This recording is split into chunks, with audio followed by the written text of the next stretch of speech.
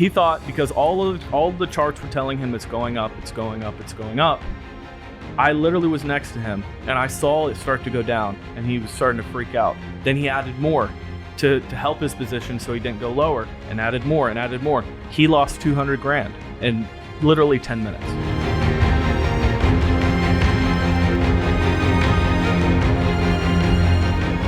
Speaking a little bit about the brain and how it works specifically with crypto is, when you have an amazing experience, your dopamine receptors in your prefrontal cortex start to fire, and you get that sense of that buzz, that high. Yeah, I'm belonging in a lot of ways. Whoa. I belong to this. And then you start to attach yourself, and your identity becomes so wrapped up in this one thing that all of your senses and your ability to reason goes out the window. Oh my goodness. Then oxytocin kicks in, that bonding agent, and you literally feel married to it.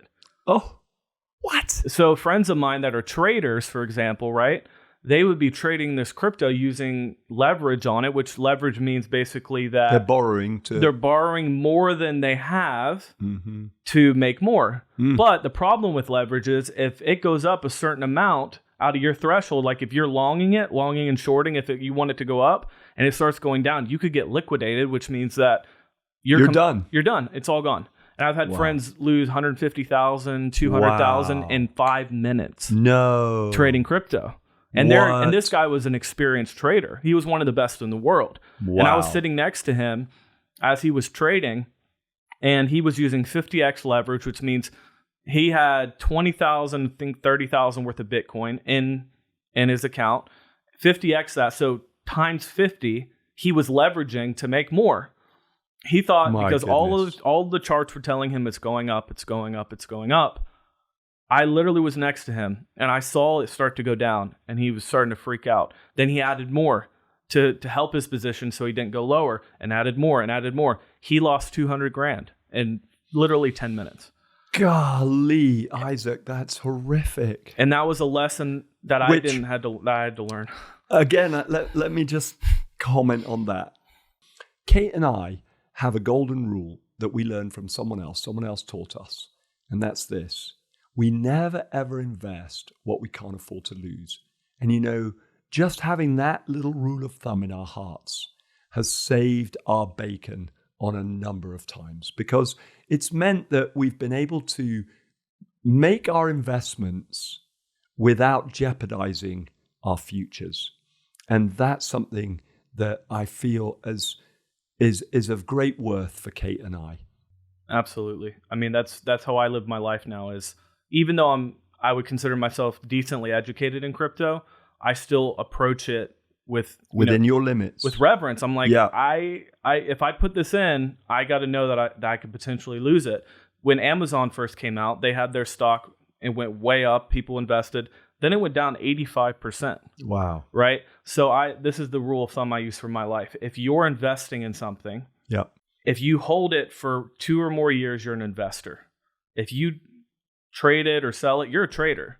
So I tell people, if you're going into it thinking that you're going to be able to flip it, like for example, if I buy Bitcoin and then I flip it or sell it 6 months later, I'm a trader. Yeah, but you're speculating. But there's guys with softwares and algorithms and all these things sitting in a basement that you know nothing about that are betting on the fact that you're going to jump in and trade. So for my personal life, I'm not a trader. I invest and I hold. Yeah. That's what I do. And if you believe it, which I believe in the technology, I believe that Bitcoin is the future. I believe that it is not necessarily a currency. It's more of a store of value, like gold, for example, right? Yeah. Gold, if I bought into gold, a digital commodity, you can buy digital gold now, but that's what Bitcoin is, in my opinion. It's digital gold. There's a finite supply. You can't print it like governments around the world. It's like 21 million something, right? Yeah, there's like 2.5 million Bitcoin right now that are completely lost forever. Nobody will ever recover them. Wow. Because when you get Bitcoin, you download a wallet, and then you have a passcode phrase. It's like 12 words or however many. Your seed phrases. Seed phrase. And if you lose that seed phrase, you can never recover your Bitcoin. Can you imagine? Can you imagine how terrible that would be? I have a friend who lost 1,000 Bitcoin. 1,000 Bitcoin. What? He lost 1,000 Even Bitcoin. at today's values, 1,000 Bitcoins, what, 20 million? Yeah. Is that? I think so. Yeah. But Bitcoin's about 20,000 right now at the time of the recording. But That's correct. It was on an old computer hard drive. He couldn't recover it, and he lost the computer. Wow. And so it's one of those things you just have to be very careful. Is what I'm saying. And Amazon, when it first went down 85%, people were freaking out, saying, "Oh, this is a scam. Like nobody's gonna go and order a book online and get it delivered. I'll just go to a library." Yeah. Right. That was the .com bubble of the 90s. Yeah. So now with Bitcoin, people are saying, "Oh, it was a scam," or it's not real money. And then the question I would ask is, what's real money? Because what any government around the world, it doesn't have to be a specific one, they promise you, hey, I'm going to give you this money, and you have faith in me that when you put that dollar bill or you put that, pound or whatever, and you give it to me, there's going to be an exchange that happens. Yeah. And you're trusting me that you're going to get what you want. But the problem is, ever since the U.S. went from the gold standard, right, back in the day, the dollar was backed by gold. Yeah. So you knew that your dollar had an actual value that could be created and commoditized. It was backed up. It was backed up. Yeah. So now, since we're in hyperinflation, we're getting to hyperinflation. We just print money. We just print it. There's a guy in the Federal Reserve. He just puts a bunch of zeros in and hits enter. And we can just print as much as we want, right? So since COVID happened, or since, the pandemic, we've printed about 50% of dollars in the history of our country. My goodness. Since the pandemic started. And so what does that say for the value of the dollar? What does that say for investing or finances in general? That means that the value of your dollar is losing between 8 to 15% of its value every year. A traditional financial advisor will say, it's going to be about 6% annually compounded interest.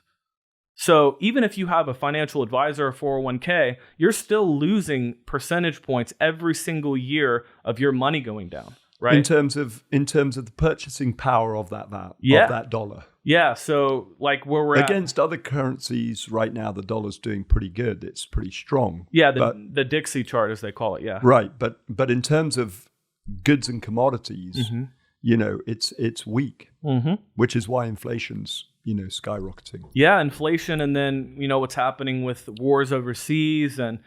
Just global instability with oil prices going up and gas prices. I'm assuming all of you have felt the hit at the pump.